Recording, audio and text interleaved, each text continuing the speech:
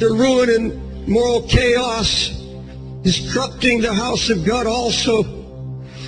How else do you explain the multiplied numbers of Christians go home and watch HBO, a program I've never seen? I don't have television, but I read about it in the newspaper today, in the New York Times, called The Sopranos. This is a mafia bunch that kill and murder and maim. Gratuitous sex, cheating, lying, mafia. And we have millions of Christians now in the United States getting together and talking about the next show, and they're addicted to it. Addicted. Some of you hearing me now, that's your favorite show.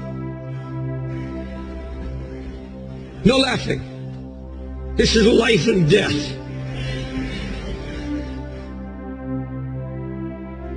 Did you come here tonight? Did you raise your hands and sing and shout and have a good time? And you know you've been watching this filth? Now, I believe in the love of God.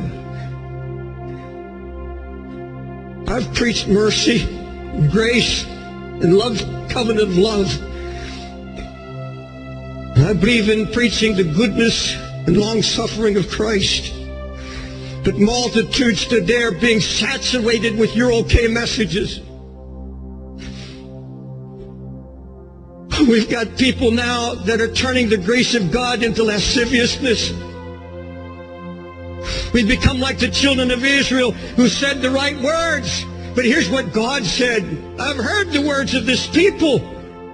They have well said all that they have spoken. Oh, that there was such a heart in them that they would fear me and keep my commandments always, that it might be well with them and with their children forever. He said, oh, you have the right words. You sing the right songs, but your heart is not right. Nehemiah verses 1 through 3. The words of Nehemiah, the son of Hakaliah. It came to pass the month of Chislev, in the 20th year I was in Shushan the palace, that Hanani, one of my brethren, came, he and certain men of Judah. And I asked them concerning the Jews that escaped, which were left of the captivity, and concerning Jerusalem. And they said unto me, the remnant that are left of the captivity there in the province are in great affliction and reproach. The wall of Jerusalem also is broken down, the gates thereof are burned with fire. It came to pass, when I heard these words, I sat down and wept, and mourned certain days, and fasted, and prayed before the God of heaven. Here was the word. Here was a delegation from the ruined city of Jerusalem coming to Nehemiah. It said Jerusalem is broken down. The walls are down. There's ruin, nothing but ruin. Now these, I'm sure, were godly men. These were good men, but they had no concept of how God was going to deal with the situation, how he was going to bring about a recovery. They had no concept of what God was going to do. Had no call. All they could see was ruin and brokenness and despair and hopelessness. Verse 4, when I heard the words, I sat down and wept and mourned certain days and fasted and prayed before the God of heaven. You see, God found a praying man, and he takes him down into the waters of baptism of anguish. This man goes down into anguish. And in verse 6, I pray before thee now day and night, confessing the sins of the children of Israel, which we have sinned against thee. Both I and my father have sinned. Now, folks, look at me. Nehemiah was not a preacher. He was a career man. He was a king's cupbearer. He was in comfort. He was in royalty. He had it made, so to speak. But this was a praying man. And God found a man who would not just have a flash of emotion, not just some great sudden burst of concern and then let it die.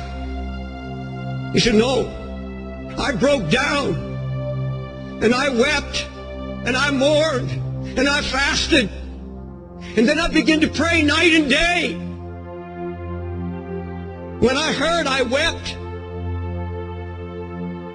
Why didn't his brother, Nanani, why didn't these other men, who apparently were godly men, because later Nanani was given the rule of the city, why didn't they have an answer?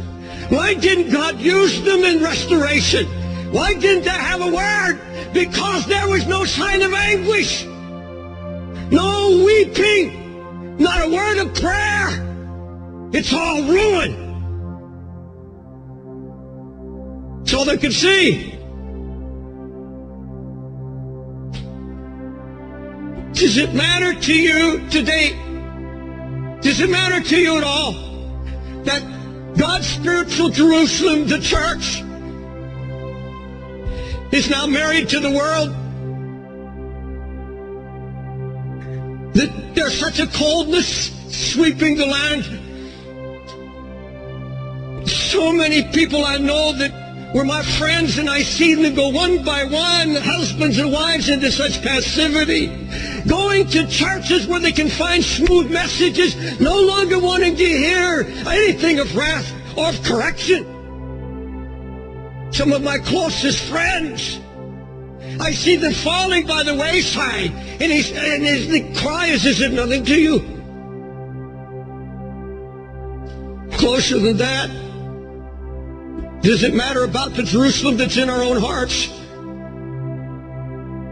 The sign of ruin that's slowly draining spiritual power and passion, blind to lukewarmness, blind to the mixture that's creeping in. You see, when spiritual blindness comes, very few recognize it. It's the last recognized thing that happens to a child of God. If I, as a pastor, knew you personally, and I was watching your life, and as one of the pastors of this church, I come to you and say, I love you, but I have to tell you the truth. You're changing. You know what you were. Something of the world has got in your heart. I don't know if it's television. I don't know what it is that has your heart, but I see changes in you. I don't see the brokenness. I don't see the compassion you had once for your family. I don't see concern for your unsaved loved ones. You're changing. Little by little, something's happening to you. Would it bring you to your knees when the ruin that you are not even aware of is suddenly brought before your eyes? And to tell you the truth, I thank God for the anointing and the singing tonight. I thank God for the praises that came from so many sanctified hearts living in covenant with the Lord. But the truth of the matter is, in all honesty, there are numbers among us that are changing, and they don't know it. You've lost your fight. You see, when you read the book of Joshua, it's almost a book of failure because they lost their heart. They lost the fight. That's all the devil wants to do, is get the fight out of you and kill it. So you won't labor in prayer anymore. You won't weep before God anymore. You can sit and watch television and your family go to hell.